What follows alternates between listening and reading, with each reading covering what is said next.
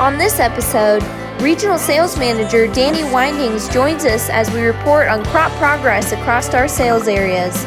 We cover a few industry updates on pre-emergence weed control and label renewals. Click the link in the description for the article Ben talks about. It's planting season, and we want to see your Mershman Seeds branded photos and videos on Facebook, Twitter, and Instagram. Tag us in your photos and use hashtags Let's Grow Together, Plant 2020, and Mershman Seeds in your posts so we can see and share them. We might even feature some on Cup of Joe. Hi, this is Joe Mershman. Welcome to Cup of Joe, episode number 39, season 2. Today we have our regulars here. We have Tommy, Ben, and Turk, and a special guest, Danny Windings from our area in Southern Illinois in the Boot Heel, and we're going to start with him today. A lot of planning been going on there, right? Danny, give us an update. Oh, yeah. Planters have been rolling fiercely, I guess you could say, Joe, for the last 3 weeks. And a lot of corn, a lot of beans going in the ground. My group down here with Aaron, Greg, Dave, Brett, and Steven, we've busted our tails to make sure everybody gets their seed on time and to the field. So it's been a hectic process, but nothing that we can't take care of for sure. Well, Danny, you have some beans up. I saw you reported a field of soybeans up that were planted when? April 6th. Yep. We're starting to see emergence of all the soybeans and corn. I saw some corn up yesterday. And actually, Joe, we've got some wheat headed out that's extremely early for us this time of year on that Millie 7. We're probably about 30 days ahead of where we normally are right now. So it's going fast and furious for sure in the planting, and the wheat's coming in quite good so far. What's your river situation down there? I know last year you had water everywhere. What's it like this year?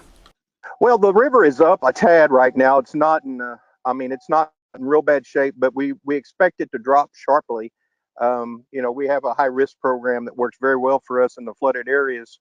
And, a lot of the guys have seen the river forecast, and it looks really, really good for us. And we're starting to get some calls on getting the high risk beans produced. So it does look like that we may go ahead and get these river bottoms planted this year, unlike last year, as you well know.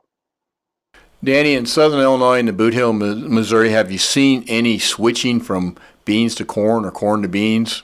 I talked to Aaron Harpo yesterday a little bit, and that's probably happening a little more south than what it up in here in Southern Illinois. So you're looking at Kentucky and Tennessee that's basically, thinking, hey, we've started on beans, and they may continue to do that.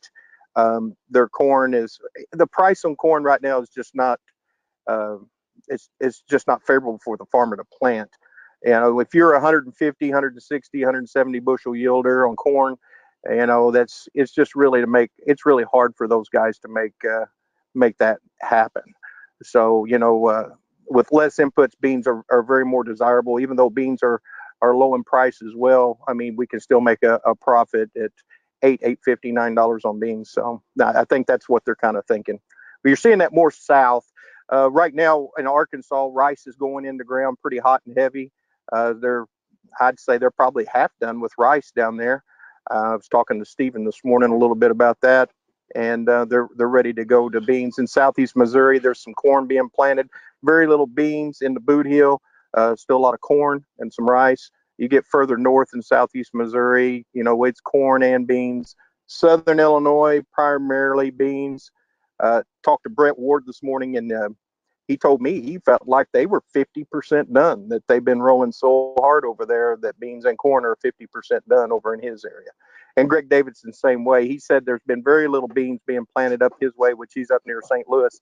And he said it's been mostly corn and getting their spraying done. So it's been a whirlwind for sure. So Brett's territory is at southeast Illinois to identify that, correct? Yes, southeast Illinois. He goes into Indiana a bit and into northwest Kentucky. He feels pretty strongly that they're 50% done on corn and beans. Danny, you said that things have been, you've had a little bit of a different trend this year, and I think it kind of matches all the way from your area as we move all the way north. Haven't you seen a pretty big push for beans being planted earlier than corn? A lot of guys are leading with beans rather than leading with corn. It's kind of an anomaly year. Is that correct? Yeah. I think a lot of guys jumped out there early and started planting beans right off the get-go. I mean, there's a lot of guys in my immediate area right now in Southern Illinois that hadn't put a stitch of corn in the ground, but still plan on planting corn. They just, the beans. They feel like the beans are they're a little bit more, a go-getter kind of crop than what the corn is. A little bit more timid. So, there's been a lot of push for early planted beans, early maturing beans in this area, which, sometimes that works for us, sometimes it don't. But it seems like this year is definitely a plus for early planted beans and early maturing beans for sure. Danny, I know you're always busy, 24/7, and we appreciate it. Get all those beans in the ground and up. That's the name of the game right now. Well, let's head north now to Tommy Johns. Tommy, you've been in contact with a lot of folks in the northern part of our territories. What's going on there? Yeah, everywhere from Wisconsin, Minnesota, down to the Iowa-Missouri border. There's been quite a bit of beans that have gone in. Corn is right behind it. We've definitely seen an uptick more of soybean planting before corn this year. And I think that was a trend that kind of started a little bit last spring that we saw beans going in before corn. And I'm with Danny too. It seems they're a little more forgiving than the corn issues, especially with running into Pythium or anything like that we've seen, especially in Southeast Iowa in years past. I would say it seems the southern regions are more completed than the northern regions. So Southwest Iowa over all the way even to Springfield, Illinois is pretty hot and heavy. I know in the last 3 days there's been a lot of soybeans and corn gone in the ground. We're kind of holed up here with the weather coming in, and guys have parked, but we're going to be hot and heavy again start when it gets first dry. And then I noticed, Ben, you asked the question of, or even Joe, you asked the question to Danny about switching from corn to soybeans. And I think we covered that a little bit a couple of episodes ago with my territories. They have seen quite a bit of an uptick of switching from corn to soybeans. So that's been a very interesting trend, more as to do with other trait packages being available or not available. Primarily with Extend Flex, with guys switching from that, not knowing what the approvals are going to be in the fall, so they're switching to more Enlist.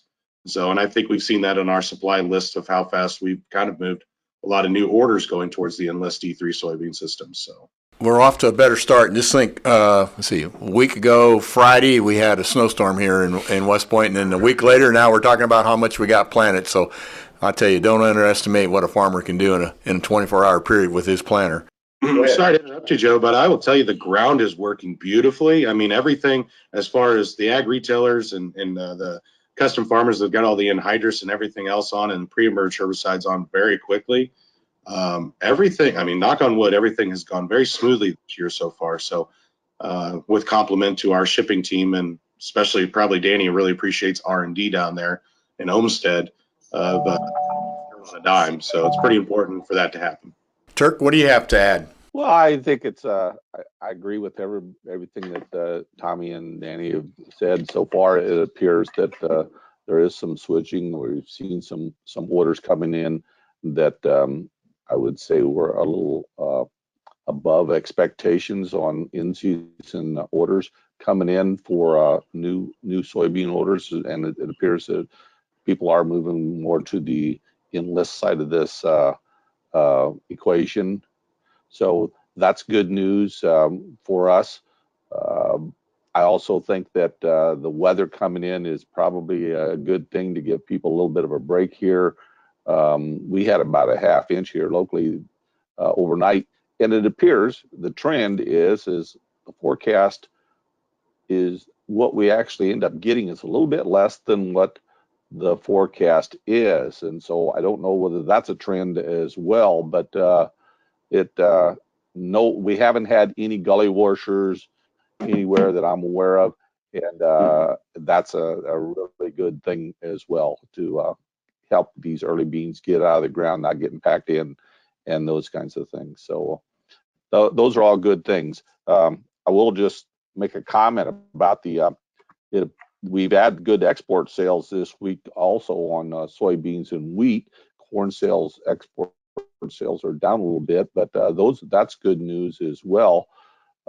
And I think the news that we're seeing some of these states starting to open up their economies again will be a trend as well. That'll help everybody at least feel better about what's going on out here. I look for more states to make announcements on when they're going to start opening up their economy from this COVID virus. And those are all good things to help everybody's attitudes for sure. Well, thanks, Turk. That's all positive. Ben, what do you have? There's an article that came out on the 22nd by Iowa State's new weed scientist by his name's Prashant Jha, and it's performance of pre-emergence herbicides on water hemp control. So one of those deals, I'll have Alex post the link in the Cup of Joe title as it goes out. It talks about how effective in a 5-year study different pre-emergence herbicides in group 15, 14, and 5 are. Go ahead and take a look at that article, but it talks about products like Zidua Dual, Outlook, Valor, Spartan, and Syncor, and it shows the effectiveness of all 5 of those, or all 6 or 7 of those pre's, and which ones are better than others. So there's definitely a difference because some of these products have been on the market longer, and there's definitely resistance built up to some of those. But products like Spartan and Syncor are doing a really, really good job controlling water hemp, as well as Zidua. Others of those are you have to have multiple modes mixed in. You can't be spraying those products by themselves. So a lot of those products actually are already built into premixes. Know what you're using in your pre's, know what you're using for your residuals, because things are moving really quickly right now. You want to make sure you have the right residuals overlapped so you can have the best weed control possible. Start clean, stay clean. Yep, no question about it. Best way to control resistant weeds is never see them, and pre-emerges are very critical. Yep. Well, the one thing I've been watching this week is a lawsuit that was filed against the EPA about the registration process for dicamba on Xtend soybeans. And you could actually watch segments of it live as they were presenting the defense and this whole process. So this is going to be a critical court action that could determine the re-registration of dicamba for post-application on Xtend soybeans. So we'll keep you informed on that, but that's going on right now, and that could affect us next year for those that wanting to apply dicamba. Well, I'd like to conclude our episode today with a big thank you to Roger Speth. He's one of our dealers down in Southern Illinois. You know, I made a shout out to say, hey, if you got any corny jokes, send them in. We'll read them. Well, he went, you know, even though he's been busy working with Danny and all the crews down there getting seed out, he took the time to send me 4 jokes, okay? So we'll finish out the segment today to give you something to get you to next week. What do you call a pig that does karate? Pork chop. I think Tommy mentioned that one here a few weeks ago too. I remember off the air, of course. How do you stop a bull from charging? Cancel his credit card. Okay. This one here is kind of interesting. What do cows like to read? What do cows like to read? Catalogs. Makes sense. Okay, last one before we get everybody pretty upset here, okay? How did the barber win the race? He knew a shortcut. There you go. There you go. Well, anyhow, I know one of our employees says that she likes the corny jokes because she tells them to her grandkids. So hopefully these can go on to your grandkids. Well, thanks for watching today. As always, we want you to stay healthy. We want you to be safe during this busy time, and we'll see you next week. Take care.